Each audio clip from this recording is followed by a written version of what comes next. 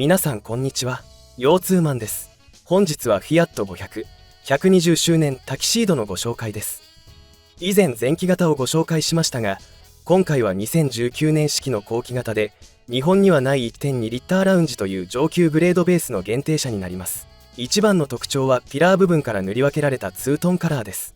多分この塗り分けの500はこれだけではないでしょうか。で、この車、私の新しいマイカーです。昨年レンタカーで乗った時にスタイルと乗り味に惚れ込んだのと、2023年末でガソリンのフィアット500終了というニュースを聞いて、良い玉を買わねばということで衝動買いしました。もちろん奥さんには無断で購入。今回は前回紹介したポップとの違いや前期型と後期型の違い、購入してからの所感を中心に見ていきたいと思います。フロントマスクです。右の前期型はぽやーんとした顔ですが、後期型はグリルのディティールが増えたためか、ちょっとだけ精悍な顔つきになっています。またロアグリル部分が洗車が大変そうな形になっています。そして本来ラウンジだとサイドの柿の種みたいな部分からロアアンダー部分もメッキなのですが、こちらだとモールドになっています。ラウンジはキセノンライトなのでヘッドライトウォッシャーがつきますと、いろいろ変更が入りましたが、他社にはないおとぼけ顔は健在です。サイドです。3ドアで台形のスタイルが非常によろしいです。ルーフ部分がブラックなのでルーフの低さ、窓の縦の短さが強調されています。あと5センチほどルーフを高くするとデザイン的に良い気がしますが、走行性能のバランスが悪くなりそうなのでこれで良いのでしょう。で、窓の下のモールはラウンジなのでメッキになっています。さらに三角のフラッグカバーパーツはポップの艶消しに対してピアノブラック調です。納車時にここのゴムモールが崩壊スターレールしていたので、アリエクスプレスでパーツを買って交換しました。納車整備時に交換しといてホイールはポップが14インチ、ラウンジが15インチなのですが、こちら16インチでギリシャ数字の10が12個並んで120周年のホイールです。195の45と薄いタイヤなので乗り心地は正直ゴツゴツで、ノーマルのサスとシャシーではこのホイールに込められた思いを受け止めきれません。かっこいいのですが14インチに変えたいです。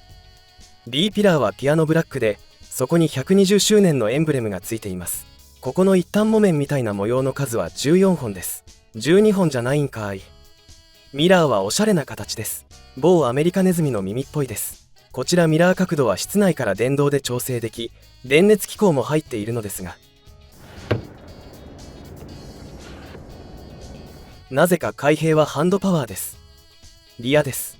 ルーフをあまり絞り込んでいないどっしり感、ツートンカラーによるプリン感、栗まんじゅう感がよろしいです。後期型はバンパーにくぼみがありますが、前期型は丸いリアバンパーで、後期型も悪くないですが前期型が好きですね。ちなみに私のグレードだとリアセンサーがついており、ぶつかりそうになるとピーピーと警告してくれます。バックカメラがついてないため、この機能だけが頼りです。細かいところですが、本来ラウンジだとバンパー下のモールド部分にシルバーモールがつくのですが、こちらはカットされています。またテールライトの形がガラッと変わっています。ドーナツみたいな構造で、真ん中はボディがむき出しなのかと思いきや、ボディ同色のパネルになっているだけなので、万が一傷つけた時に大変そうです。マフラー部分にはラウンジベースなのでテールパイプエクステンションがついています。見かけだけで馬力が上がるなどの効果はございません。いずれ磨いてサビを取りたいですね。ツートンカラーはバックドアを開けた中までしっかり塗り分けされています。手でマスキングして塗り分けているのでしょうか。もしそうならイタリア職人クオリティです。このツートン C ピラーの根元まで塗っているため、バックドアのリアガラス部分と段差ができており、ちょっとだけ直塗装感が出ています。日本車なら塗る部分を調整してつらいちにしそうですが、この辺りイタリアンクオリティです。といろいろ見てきましたが、丸めライトに丸いスタイル、さらにこのツートンは非常に気に入っています。デザインにビビッときて最初に買ったホンダの JA4 トゥデイによく似ていて、私はこのタイプが好きなようです。エンジンルームです。特に掃除してないのですがかなり綺麗です。買う前に下見した時もこの綺麗さだったので、ちゃんとメンテされてそうな個体だと感じたのもこれを買った理由の一つです。残念なところとしては、前期型だとついていたボンネットインシュレーターがなくなっています。効果はあると思うのでつけといて欲しかったです。この120周年タキシード、メッキモールやここなどちょこちょこコストカットされている部分があります。エンジンは 1.2 リッターの4気筒です。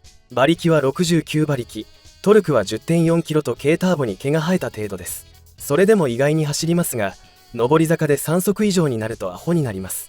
その辺りは走行編で、このエンジン非常に古いのでタイミングベルト式です。6万キロくらいで交換する必要があります。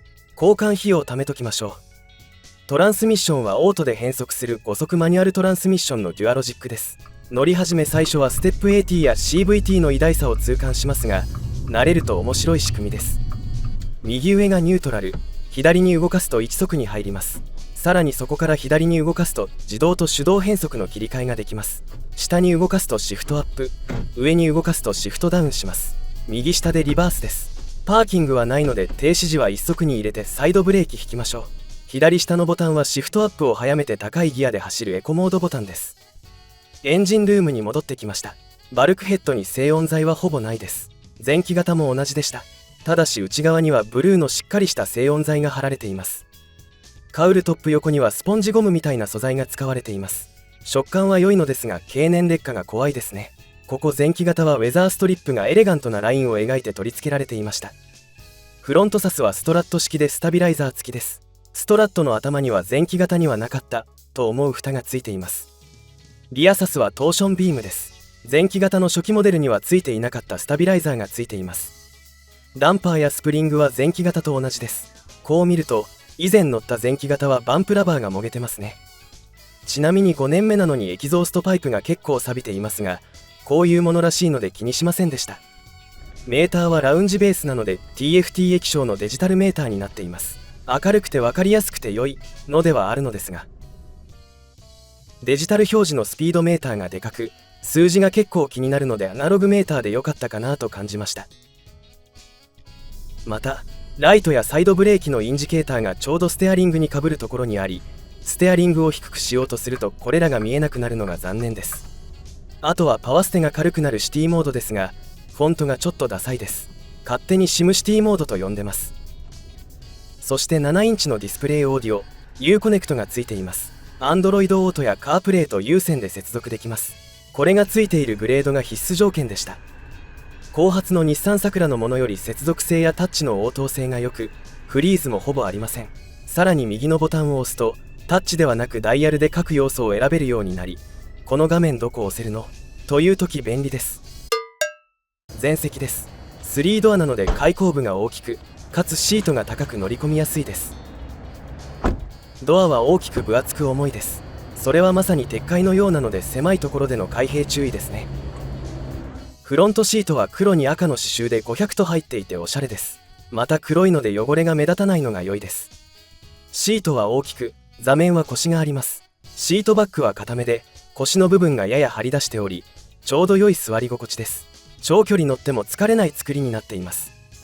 シートのリクライニングは内側のダイヤルで行います。無段階調整ができて良いです。シートの高さも内側のレバーで調整できますが、後期型でも相変わらず座面の後ろが上下するだけでいまいちです。チルトステアリングで上下の調整ができますが、一番下にするとステアリングスポークがメーターにめっちゃかぶります。狭めの足元と合わせて正直ポジション調整はやりにくいです。ある程度体を車に合わせる必要があるので、購入検討している方は試乗必須です。シートを上下させても視界はあまり変わらず、ボンネットは丸くラウンドしているので全然見えません。しかしミラーが横長なのと、走らせているとタイヤの位置がよくわかるので車幅感覚はつかみやすいです。ステアリング形状は前期と後期で大きく変わりました。どちらも握りやすい皮巻きステアリングですが、後期型の方がメッキの加色が入ってやや豪華に見えますが、左右のメッキ部分に手のひらが当たりやすく汚れるのがちょっとムカつきます。こちらノーマルの500としては珍しい黒ステアリングなので、アイボリーで心配になる手垢や劣化による黒ずみが気になりにくく良いです。ただこの黒内装、補修や修理する際にパーツが出なさそうなのが心配ではあります。そしてレバーは右がワイパー、左がウィンカーです。オートライトはついてないのですが、3回点滅するワンタッチウィンカーはついていたり、キーオフでライト自動消灯したりする機能はついています。またワンタッチウィンカーのためかウィンカーレバーがふにゃふにゃで感触がいまいちです。でラウンジベースなので固定式のサンルーフがついています。開放感があってナイスですが、シェードが網戸になっていて常に開放感があるので夏が恐ろしいですね。オープンタイプのカブリオレの購入も考えたのですが、物臭なのでホロの手入れができなさそうでやめました。後席に乗り込みます。前席の肩についているノブを引いてシートをガバッと倒し、スライドさせてスペースを作ります。全席位置のメモリー機構が欲しいですが、このタキシード仮面にはついていません。リアシートサイズは前期型と変わりません。座り心地は良いのですが、絶対的なスペースが小さいので子供か小柄な人用ですね。頭上スペースも前期型と同じです。座高90センチの私だと天井があと1センチ高いと髪の毛が触れずに座れるので惜しいです。ただルーフがトランクの上まで伸びているので、K12 マーチのように後頭部に太陽圏を食らうことがないのが良いです。フロントシートの下は広く取られているので足はよく入ります。フロントシートが比較的高い位置にあるのはリアシートに座る人の足元空間確保のためなのでしょうか。ドアです。肘掛け部分は合成比較で柔らかくて良いです。グレードによっては布張りです。アームレスト部分はスマホを立てておけるようになっており、下には大きめのポケットがあります。スピーカー部分をあとちょっと膨らませればドリンクホルダーになりそうですが惜しいですね。前期型同様、何を入れるか迷うポケットは健在です。キーを置くにも相変わらずの差し込み式です。両端のエアコンルーバーは縦型になりました。前期型は横型でした。どちらも国産車のように回転はしません。インパネはブラック基調です。通常ボディカラー同色になる光沢パネルは黒になっていて、カラフルなフィアット500としては珍しいですね。さらにラウンジだけにつく TFT メーターにポップだけのマニュアルエアコンの組み合わせとなっており、国内使用車としてはこれも珍しいです。このマニュアルエアコンは前期型と同様です。シンプル操作で使いやすいです。黒内装だとスイッチが艶消しになっていて質感がありますが、傷が怖いです。室内が狭いのですぐ冷暖房が効きます。横滑り防止装置やアイドリングストップオンオフのスイッチがここについているのも前期型と同じです。アイストスイッチは記憶式なのでキーオフしても設定を忘れません。上のスイッチは右からフロントとリアのフォグランプ、ハザード、ステアリングが軽くなるシティモードのボタンとなっています。メッキリングでピカピカのクリアーになっていて質感高いです。パワーウィンドウのスイッチの位置は変わらないですが、上のスイッチと同じ丸型でメッキリング付きとなり豪華になりました。センターコンソールは進化しました。左右非対称のドリンクホルダーは左右対称となり、2本ペットボトルが置けるようになりました。スマホホルダーも付き、U コネクト連動の USB ソケットが付きます。モデルによって AUX 入力があったり、これより後のカルトとドルチェビータになったモデルだと USB ソケットが2つになります。アクセサリーソケットは助手席側に移動しました。サイドブレーキの下にはちょっとしたトレイが付いています。グローブボックスは大きく変わりました。前期型はオープントレイで上に隠しポケットがありましたが、後期型は普通のタイプとなりました。四角い間口で物が入れやすく、空間も真四角に近いので無駄なくいろいろ入ります。これはナイスな改善点です。天井周りはこんな感じです。サンバイザーのバニティミラーは助手席側のみです。リアにはドリンクホルダーが2つついています。前期型だと後ろ側が小さくなっていましたが、後期型だと同じサイズとなり、ペットボトルが2本問題なく置けます。真ん中の仕切りがないため、財布やスマホのようなものも置くことができます。実用性アップです。助手席後ろにはポケットがついており、ドリンクなど入れることができます。こちら前期型だと後ろ両方にポケットがあってよかったのですが、後期型だと上級グレードに片方だけ装着となってしまいました。さらに前期型のルーフ左右にフックがついていましたが、後期型からはなくなりました。荷物を吊るときに使いたかったのですが残念ですね。荷室です。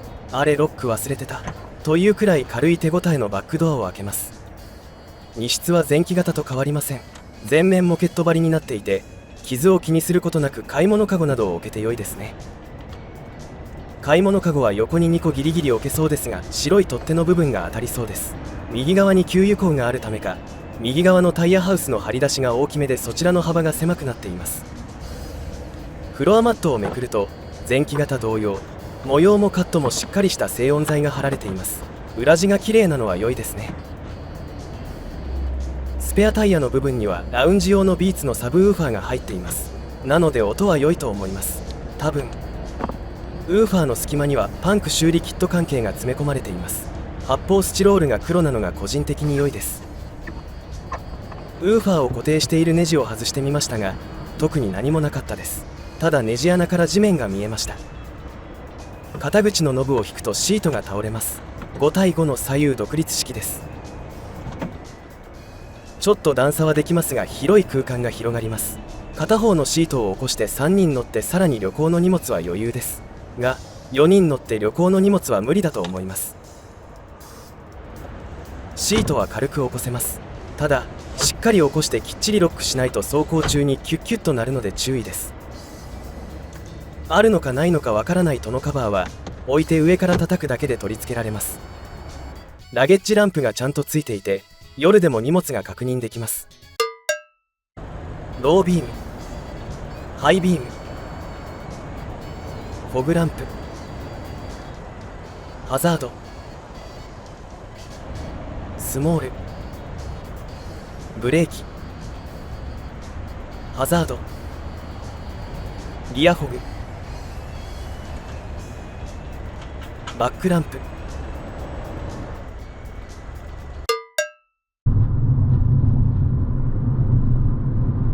ただいま一般道です。ロードノイズはまあまあしますが、耳障りな高い音のノイズはカットされています。乗り心地はゆっさゆっさしています。段差やうねりはよく拾いますが、足が動いてからボディが動くという感じで、なんかオフロードバイクのようです。サスペンションがちゃんと効いていて、ドライバーの内臓にズンとくるようなショックはよっぽど大きな段差でないと来ないです。小さい車ですがしっかり作ってあり、直線を走っているだけで楽しいですね。ただこの車の16インチ45扁平のタイヤは薄く、以前乗った14インチより路面への当たりが固めです。私は14インチの方が好きです。トランスミッションは自動5速マニュアルのデュアロジックです。 EV やオートマに慣れきっていた私は最初、なんて自由に走れない車なんだと思いましたが、まあ慣れですね。慣れてきた私の乗り方としては、1速は粗めに踏むとガックンガックンするのでシルクタッチでスタートし、時速15キロくらい出たら手動で2速にしています。あとは4速までデュアロジックに任せて走ります。50キロくらいになったら手動で5速に入れて燃費走行に入ります。エンジンは69馬力しかないですが、トルクは下からぬめーっと出てきます。結構粘って走ってくれるので面白いですね。また非常に静かで巡航時はほぼエンジンは無音なのも良いです。しかし上り坂のデュアロジックはアホです。4速や5速のままぐんぐん失速し、しばらくして速度が落ちきってからようやく2速に入ってまったり上り始めます。 AT だとキックダウンするところですが、こちらもキックダウンしますがのんびりしているので、上り坂の前に手動で2速か3速に落として助走し、トルクバンドに乗せて走るのが良いです。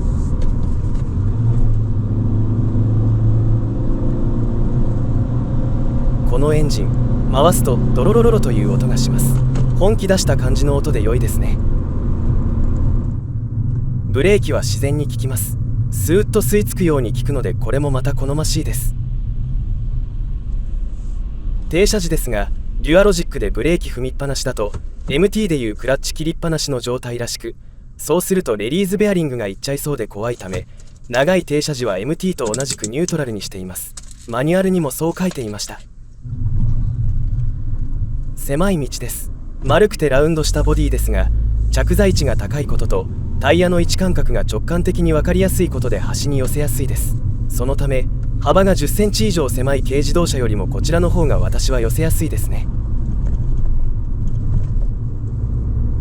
またステアリングの切り始めの動きが非常に自然なので、寄せる際の操作がやりやすいです。ただ道を走るだけでも面白い車です。これが山坂道ではどうなるのか見てみましょう。いつもの山坂道にやってまいりました。上りです。3速あたりでズボラに踏み込んでもドンとトルクが出てスコーンと加速してくれるツインエアエンジンと違い、ちゃんとギアを選ばないと加速しないです。ハンドリングは非常に良いですね。最初の動きがとても素直です。スッと無理なくインに入っていきます。ボディがしっかりしているからこそできる動きだと感じます。車高が 1515mm あるので多少はロールしますが、途中で踏ん張ってくれ、腰砕けになることがなく安心感が高いです。曲がっている最中の自由度が高いので、カーブのライン取りがいろいろ試せます。決して速くはないのですが、やっぱり面白いです。ただ立ち上がりはギア選択をミスると失速するので、そこはしっかりシフトしておく必要がありますが、そのあたりも含めてナイスです。原付2種のスポーツバイクっぽい楽しさがあります。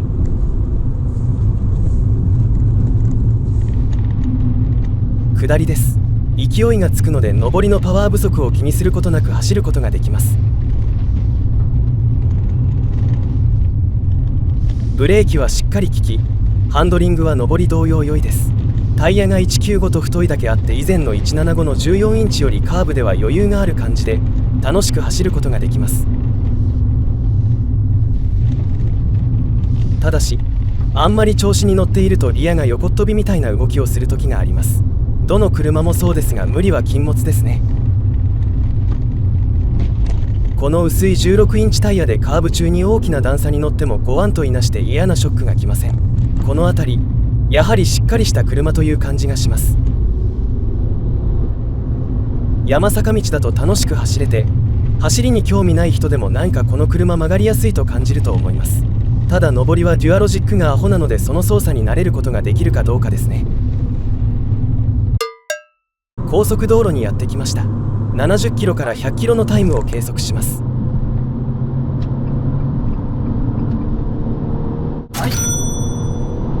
デュアロジック任せでタイムは6秒ちょっとでした。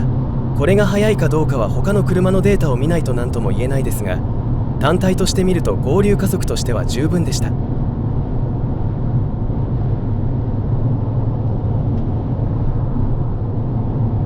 120キロで巡航しています。段差を踏んでカメラは結構揺れていますが、ドライバーにショックが来たり、ハンドルが取られて直進性が損なわれたりということはありません。足がよく動いてくれています。スピードを出すほどがっしりとした安定感が増して、120キロでも60キロくらいの感覚で走ることができます。 BMW のペタッと吸い付く感覚とは違いますが、路面を離さずまっすぐゴリゴリと直進してくれます。軽よりちょっと大きなサイズの車とは思えないどっしり感です。エンジンも相変わらずヌメーッとトルクを出してくれて、速度の維持は楽です。3000回転ほど回っていますが、エンジンノイズがほぼ入ってこず、ロードノイズだけなのがすごいです。